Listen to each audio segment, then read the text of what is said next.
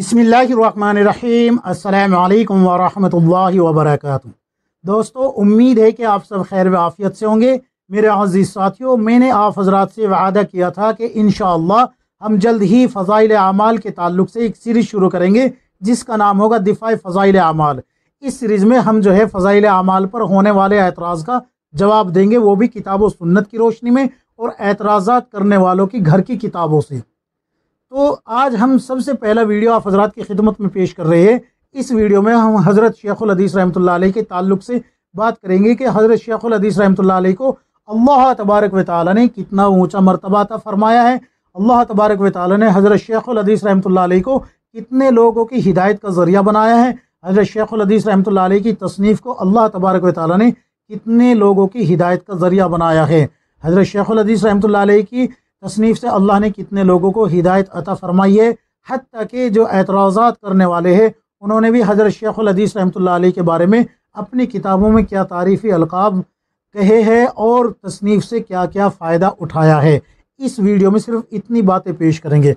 मेरे अज़ीज़ साथियों, ये तो सभी जानते हैं कि हज़रत शेखुल हदीस रहमतुल्लाह अलैह को अल्लाह तबारक व तआला ने किसी इसका मोहताज तो बनाया नहीं कि भाई वो अपनी पहचान नहीं बना पाए। अल्लाह रब्बुल इज़्ज़त ने उनको बड़ी मकबूलियत अता फरमाई है, बड़े मशहूर और मारूफ आलिम दीन है।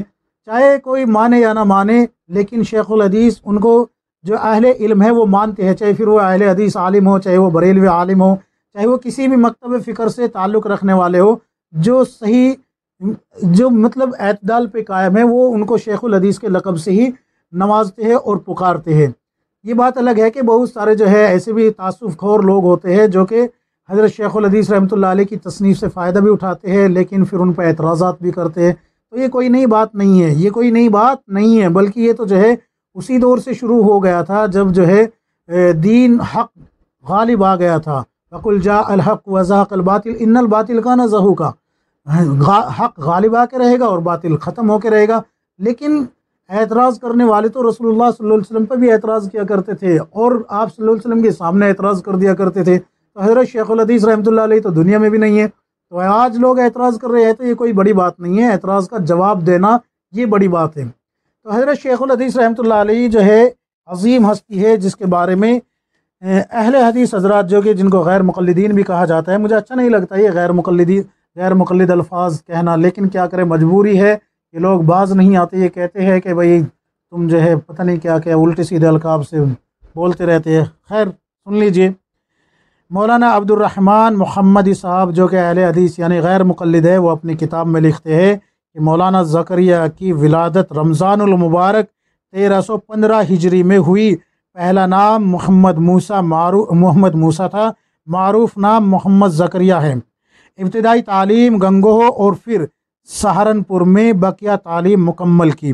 मज़ाहिरुल उलूम सहारनपुर में 1335 हिजरी में बतौर मुदर्रिस 15 रुपये तनख्वाह पर काम शुरू किया। यहाँ पर एक बात जहन नशीन रखे, जो मुदर्रिस बनने के लिए जिनको 40-40, 50-50 साल की उम्र गुजारनी पड़ जाती है, यहाँ हज़रत को जो है ध्यान रखे 1315 हिजरी में क्या है, पैदाइश है, और 1335 हिजरी में क्या है, मुदर्रिस बन गए।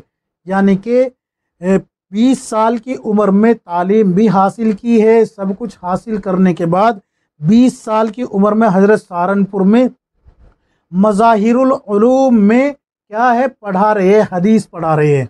अब हज़रत की इल्मी शख्सियत होने का यहीं से पता लग जाता है कि 20 साल की उम्र में हज़रत जो है शेख क्या बन गए, मुदर्रिस बन गए, हदीस पढ़ा रहे हैं। अब आगे जो लिखते हैं ये अब मौलाना अब्दुर्रहमान मुहम्मदी साहब, वो क्या लिखते हैं, 6 मरतबा हज्जाज मुक़द्दस का सफ़र किया, हज़रत ने 6 हज किए। ये खुद लिखा है इन्होंने, यानी कि जो अहले हदीस आलिम है। और 1973 ईस्वी में, यानी कि 1973 ईस्वी में मदीना मुनव्वरा में मुस्तकिल क़याम पजीर हो गए। पहली बीवी के फौत हो जाने के बाद दूसरा निकाह किया, एक बेटा और 5 बेटियां हुई। 24 मई 1982 ईस्वी को मदीना मुनव्वरा में फौत हुए और जन्नतुल बकी में कहाँ पर दफन हुए, मौलाना गंगोही के करीब दफन किए गए। یہ حوالہ میں آپ کے سامنے پیش کر دیتا ہوں، تبلیغی جماعت کا تحقیقی جائزہ، صفحہ نمبر 90 کھول کے دیکھے، مولانا عبد الرحمن محمدی صاحب کی کتاب کھول کے دیکھے، جو کہ غیر مقلد عالم ہے، انہوں نے یہ بات لکھی ہے، لیکن انہوں نے یہ ساری باتیں درست لکھی، یہاں پر دفن ہونے والی بات میں اختلاف ہے۔ ان سے اختلاف کیا ہے کہ صحیح قول یہ ہے کہ حضرت مولانا زکریا صاحب رحمۃ اللہ علیہ جنت البقیع میں اپنے شیخ مولانا خلیل احمد صاحب سہارنپوری رحمۃ اللہ علیہ کے قریب مدفون ہوئے ہیں۔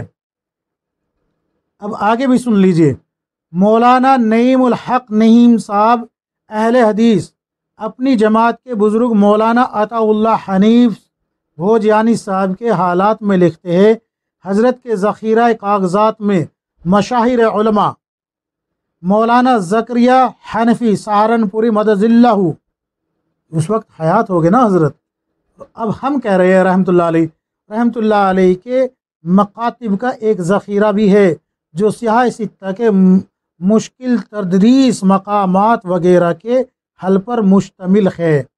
یعنی کہ یہ کہہ رہے ہیں کہ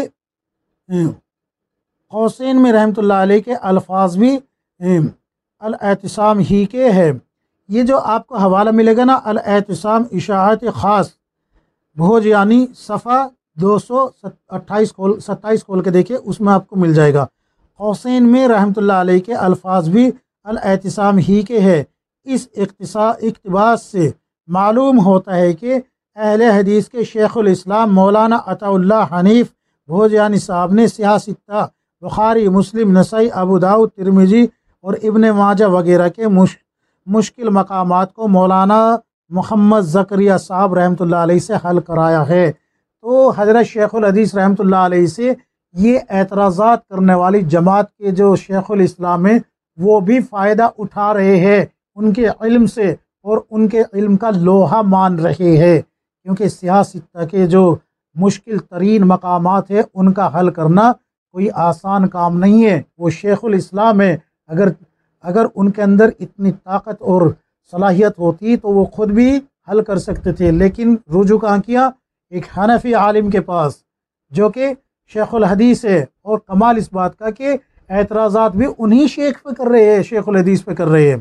اب آگے سن لیجئے، مولانا صلاح الدین یوسف صاحب جو اہل حدیث ہے اپنے استاد مولانا عطا اللہ حنیف صاحب اہل حدیث کے حالات میں لکھتے ہیں، مولانا زکریا کاندلوی رحمۃ اللہ علیہ صاحب اوج المسالک، یعنی کہ یہ جو امام موطا امام مالک کی جو شرح ہے اس کا نام ہے یہ، اور مصنف تبلیغی نصاب ایک مرتبہ لاہور آئے تو راکم کے ساتھ ان کی زیارت کے لیے لاہور کے تبلیغی مرکز بلال پارک باغبان پورا تشریف لے گئے۔ کون لے گئے تشریف؟ شیخ الاسلام جو کہ اہل حدیث کے شیخ الاسلام ہیں، وہ حضرت کی زیارت کے لیے تشریف لے گئے۔